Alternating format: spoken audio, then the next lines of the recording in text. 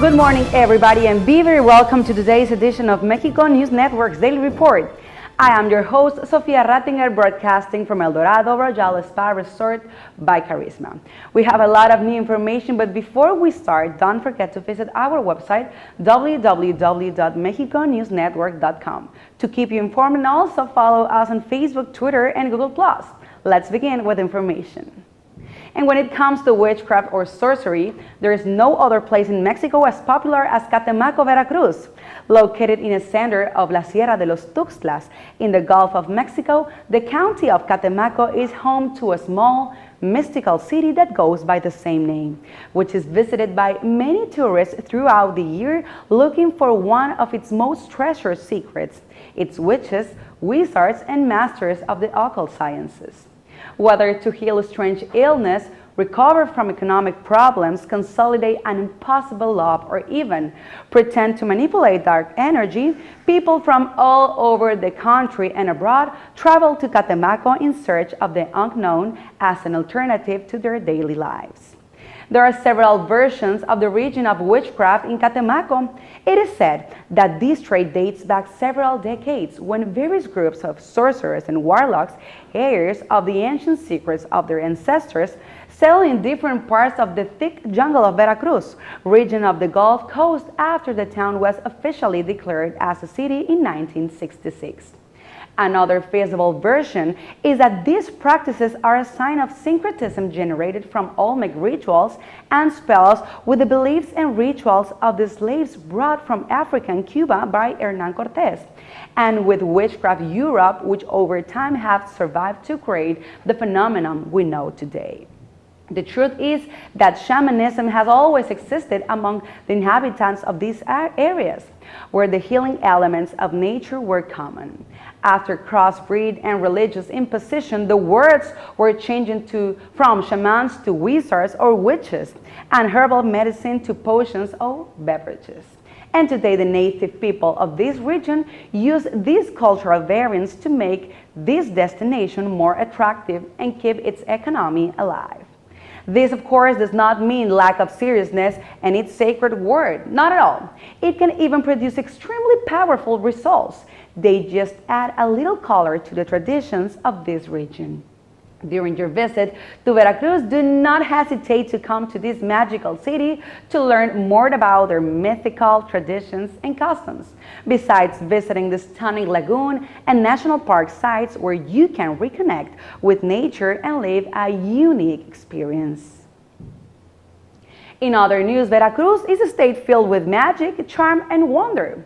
It has several places where the syncretism of the Spanish culture and pre-Hispanic have left a fascinating legacy of customs, traditions, gastronomy, music, art, architecture, and the lifestyle of locals, which is filled with warmth and hospitality.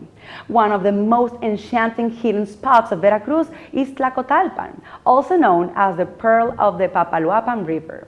This is the perfect place to walk on pebbled streets surrounded by picturesque and colonial arcs, which represent the neoclassic influence of the architecture of the town, with an atmosphere unlike any other place. In fact, Tlacotalpan is so marvelous that it was declared by the UNESCO as a World Heritage Site.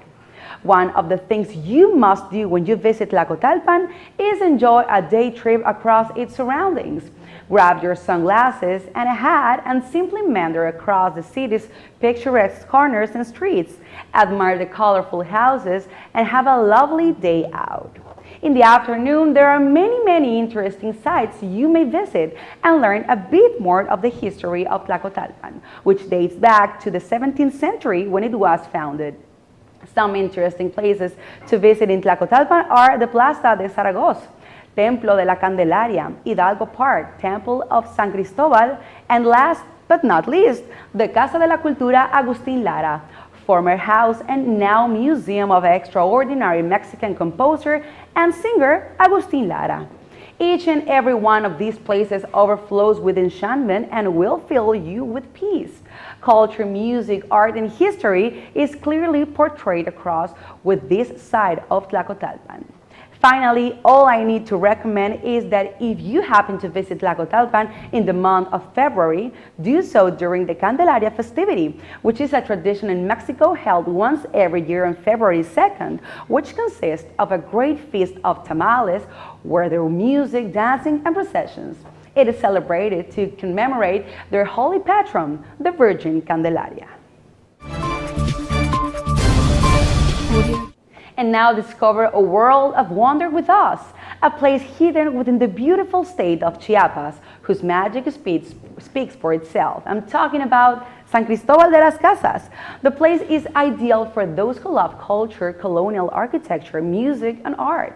The entire city constitutes a journey across what is ancestral and modern. San Cristobal de las Casas is very well kept and preserved and portrays across the unique folklore of its residents.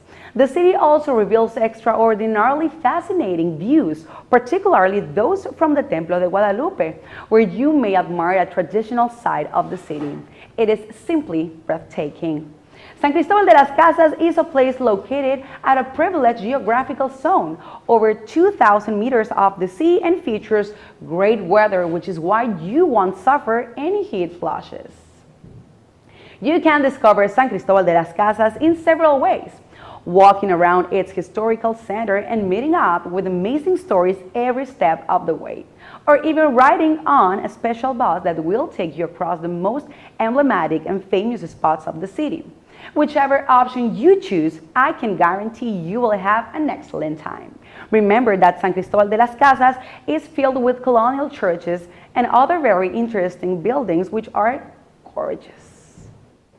In other news, it is said that Ensenada was discovered by a Portuguese navigator in the year 1542, who named it San Mateo Bay. However, nonetheless, the person who gave this city the name of Ensenada de Todos los Santos, as we know it today, was Captain Sebastián Vizcaíno on November in the year 1602. Nowadays, Ensenada is the largest county in Mexico, and it is considered also one of the most important, since its port activities allow it to have direct access to major international markets.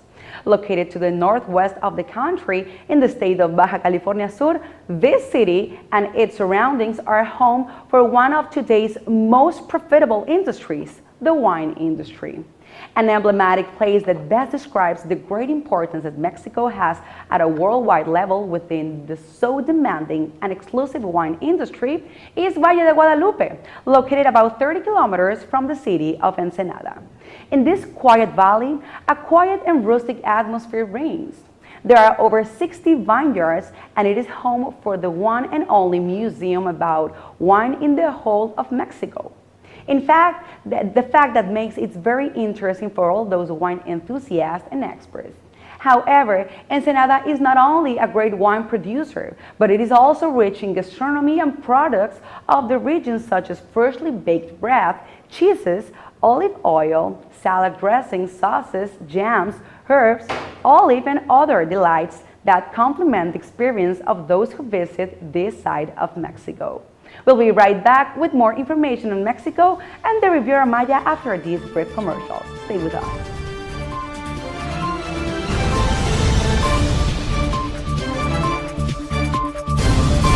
Audio Jungle.